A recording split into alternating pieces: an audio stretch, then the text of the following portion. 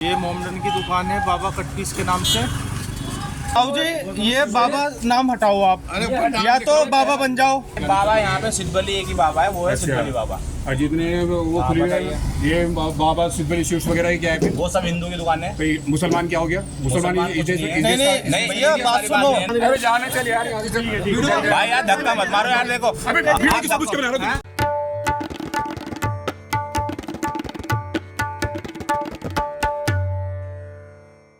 आदाब, नमस्कार। The red mic में आपका स्वागत है। मैं हूं सौरभ शुक्ला। आज हमारे देश के राष्ट्रपिता महात्मा गांधी की पुण्यतिथि है और गांधी ने बंटवारे के वक्त सभी कांग्रेस, क्योंकि उस समय कांग्रेस सबसे बड़ा राजनीतिक दल था और कांग्रेस ने देश की आज़ादी में सबसे अहम भूमिका निभाई, तो बापू ने कहा था कि अगर किसी मुसलमान पर कोई हमला करता है तो कांग्रेस के लोग खड़े हों उस मुसलमान की रक्षा करने के लिए, और कोई हिंदुओं पर हमला करता है या अटैक करता है तो मुसलमान खड़े हों उनकी रक्षा के लिए, यानी हिंदू मुसलमान की रक्षा करें, मुसलमान हिंदू की रक्षा करें।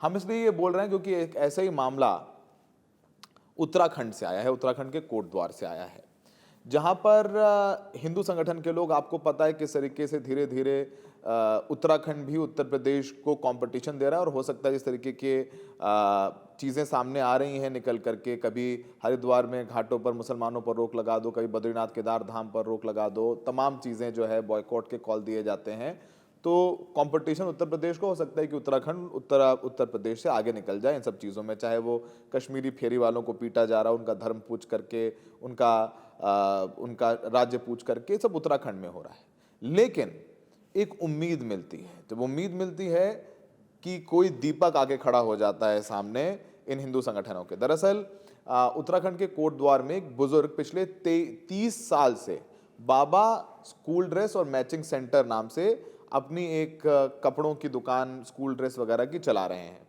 और वो 30 साल से वहाँ पर चला रहे हैं, और उनको हिंदू संगठन के लोग प्रताड़ित कर रहे थे। कई बार आए होंगे तो इस बार भी आकर के खुद वीडियो बनाते हैं कि बाबा तुमसे कहा था ना कि अपना नाम बदल लो। अब बाबा इतना न्यूट्रल नाम है, बाबा तो मतलब बाबा निजामुद्दीन भी कहते हैं, बाबा तो सबको कहते हैं। अब उन्होंने बाबा रख रखा था, उनसे बोला कि अपना नाम बदल दो, अपना नाम शोएब अहमद रख लो, Mohammed school dress matching centre रख लो, लेकिन बाबा तो हिंदू नाम है इसलिए इसको हटाओ, और अगर नहीं हटाओगे तो हम आपको देख लेंगे। ये सब सारी हरकतें हिंदू संगठन के लोग कर रहे थे, वीडियो बना करके भरे बाजार में एक बुजुर्ग मुस्लिम को हैरेस कर रहे थे, प्रताड़ित कर रहे थे। इस बीच एक युवक आ जाता है, हट्टा कट्टा लंबा चौड़ा एक युवक उस भरे बाजार में, जिसमें 30 साल से बुजुर्ग अपना काम कर रहे हैं, वहां पर उनके आस पड़ोस के दुकानदार भी इन हिंदू संगठन के लोगों को कन्फ्रंट करने या उनको रोकने नहीं आए। एक युवक आता है और उसे बोलता है कि तुम कौन होते हो नाम बदलने वाले? कल को तुम कहोगे कि कोटद्वार को छोड़ दो, ऐसे थोड़ी ना हो जाएगा कि तुम कहोगे तो नाम बदल लें, तुम कहोगे तो कोटद्वार छोड़ दें। ये देश सबका है, ये किसी एक धर्म का देश नहीं है। उस लड़के ने कॉन्फ्रंट किया हिंदू संगठन के लोग, और उसका नाम दीपक है, और उसने अपना नाम पूछे, उसने नाम पूछा इन लोगों ने, नाम बताओ क्या है, नाम बताओ क्या है, तो उसने बोला मोहम्मद दीपक। तो हम चाहते हैं कि पहले ये एक पूरा वीडियो आप देखें जो सोशल मीडिया पे काफ़ी वायरल है और हिंदू संगठन के लोगों ने ही बनाया, और आपको समझ में आएगा कि कैसे एक युवक खड़ा हो जाता है और हिंदू संगठन के लोगों को खदेड़ा जाता है वहाँ से, और सोशल मीडिया पे भी काफ़ी वायरल है। हम चाहते हैं कि वीडियो हम आपको पहले दिखाएं और उसके बाद आगे की कहानी बताएंगे। ये मोमडन की दुकान है बाबा कट्टीस के नाम से। आओ जी, ये बाबा नाम हटाओ आप, या तो बाबा बन जाओ। सुन तो लो, हाँ ज्येष्ठ नहीं, हाँ आप ऐसा ना, आप अपने कागज उसमें रखो, नाम अलग होना चाहिए जी। ये तो देखो, नाम तो देखो, नाम लिखा नहीं, नाम से ही तो फर्क है। अरे ऊपर नाम भी लिखा हुआ है ना, शोएब अहमद। जब दूसरी जगह दुकान चेंज करेंगे, जब हम ये नाम हटा देंगे, बोला था आपने, है ना? चलो करवा दें। जीएसटी वगैरह में चेंज हो जाता है। ये कब तक होगा भैया? हाँ जी, हेलो, कब तक होगा ये? आप हमें बताइए ना कब तक होगा।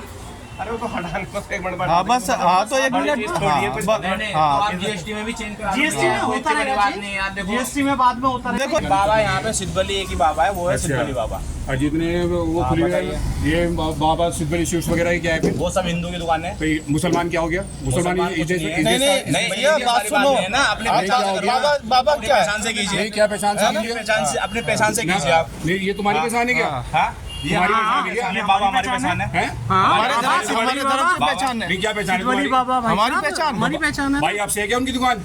नहीं नहीं हम पहले बात सुनिए पहले आप एक बात सुन रहे मेरी, बात आपसे हो उनकी चुकी दुकान है। है। पहले बात हो चुकी हम है, इनके उनका पास पहले आए थे। चेंज कर देंगे हम। क्या बात होगी? उन्होंने पहले आए थे चेंज कर हम नाम देंगे। चेंज कर करने के लिए बोले देंगे ना? हाँ बोला था इन्होंने हैं? बोला था नाम चेंज करने के लिए। कल ये गुरुद्वारा छोड़ने के लिए बोले नहीं कोई नहीं छोड़ सकता ऐसे किसने कह दिया गुरुद्वारा छोड़ने के लिए? मत दिखा। कोई नहीं तकरीर नहीं दिखा रहे। बात कीजिए। मैं आराम से कर रहा हूँ भाई, बात सुन ले, आराम से कर रहा हूँ। आराम से बात कर रहे हो। तू चेंज करेगा भाई? एक मिनट रुक जा भाई, चेंज करेगा तू नाम? कहा था ऊपर नाम लिखने का, हैं? नाम लिखने का कहा था कि शुभ अहमद लिख देना। तूने कब से लिख रखा नाम? मैंने तो बाबा तो 30 साल पुरानी 30 साल पुरानी दुकान है ना? तो हम जब आपके पास आए थे पिछली बार नहीं आपने है ना आप नाम चेंज मत करना, जो नाम है तुम्हारा वही नाम रखो। ठीक है आपका नाम क्या है भैया? अपना नाम मेरा नाम मोहम्मद दीपक है भाई। मोहम्मद दीपक है हाँ, आपका नाम। ठीक है हाँ। ओके। और द्वार के हो आप? नाम है कोटद्वार में, तुझे नाम से क्या लेना मेरा? किसी दुकान में वीडियो बना रहा हूँ, बदमाश करो। तू भी खोल फोन। खोलो खोलो फोन खोलो यार, फोन खोलो। हमने भी नहीं करी। हमने कहा नाम चेंज हो जाओ तुम यार। दुकान का नाम बता अरे जाने चल यार यहाँ से चल। भाई यार धक्का मत मारो यार, देखो अबे वीडियो किस पूछ के बना रहा है? तो आपने ये सोशल मीडिया पर वायरल वीडियो देखा। इसमें देखिए किस तरीके से एक बुजुर्ग मुस्लिम दुकानदार को हैरेस किया जा रहा है कि बाबा नाम बदल दो, मुस्लिम नाम रखो। वो बोल रहे हैं इसमें मेरा नाम भी तो लिखा हुआ है। कह रहे हैं नहीं तुम अपना नाम बदलो, तुमसे पहले भी कहा था। धमकी दे रहे हैं, एक पुलिसिंग कर रहे हैं। और हमने बोला कि धीरे धीरे उत्तराखंड और उत्तर प्रदेश में कभी भी लगता है कि पुलिस हिंदू संगठन है और हिंदू संगठन ही पुलिस बन गए हैं। तो इस पूरे वीडियो के वायरल होने के बाद तमाम लोग पूछ रहे हैं कि भाई कौन है दीपक, जिन्होंने अपना नाम मोहम्मद दीपक बताया और खड़े हो गए किसी की रक्षा के लिए। तो इनका एक वीडियो भी आया है जिन्होंने अपना नाम मोहम्मद दीपक बताया और उन्होंने फिर भी अपना नाम नहीं बताया। उन्होंने बोला कि उन्होंने जय श्री राम भी कहा, उन्होंने अस्सलाम वालेकुम भी कहा, सत श्री अकाल भी कहा। और उन्होंने कहा कि मेरा धर्म लोग जानने की कोशिश कर रहे हैं, मेरा धर्म इंसानियत है और जब मैं मर जाऊंगा तो ऊपर जाके मुझे भगवान को शक्ल दिखानी है अपनी। मुझे यहाँ पर मैं देश में मोहब्बत बांटने की ज़रूरत है, नफ़रत तो बहुत है। उन्होंने एक संदेश देने की कोशिश किया है। वो उनका जो बयान है वो भी हम आपको सुनवा देते हैं। नमस्कार, जय सिया राम, अस्सलाम वालेकुम, सत श्री अकाल, केम छो। ना मैं हिंदू हूँ, ना मैं मुसलमान हूँ, ना मैं सिख हूँ, ना मैं ईसाई हूँ। सबसे पहले मैं एक इंसान हूँ, क्योंकि मरने के बाद मुझे जवाब भगवान को देना है, इंसानियत को देना है, ना कि किसी धर्म को देना है। कुछ टाइम से आप एक चीज़ नोटिस कर रहे होंगे कि सोशल मीडिया पर एक वीडियो बहुत तेज़ी से वायरल हो रही है हिंदू मुसलमान को लेकर।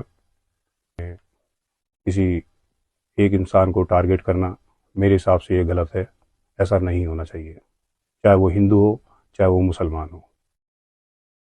आप लोगों से, आप भाइयों से, बहनों से, दोस्तों से मैं बस इतना कहना चाहता हूँ कि हमारे देश को प्यार की ज़रूरत है, मोहब्बत की ज़रूरत है, ना कि कोई नफ़रत की।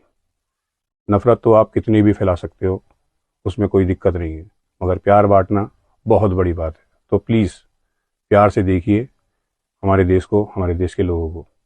धन्यवाद। तो आपने बयान सुना उनका।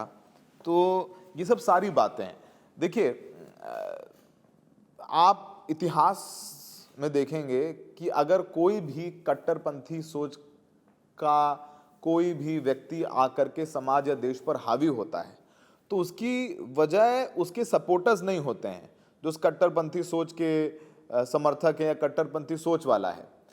उसकी वजह होते हैं वो लोग जो चुप रहते हैं, जो कट्टरपंथी सोच वाले हरकतें कर रहे होते हैं, हैरेसमेंट कर रहे होते हैं, उसको लेकर के वो जब कोई एक्शन नहीं लेते, चुपचाप मूक दर्शक बन जाते हैं, तो वो कट्टरपंथी सोच वाले लोगों को लगता है कि उनका तो कोई ऑपोजिशन ही नहीं है, कोई विरोधी नहीं है।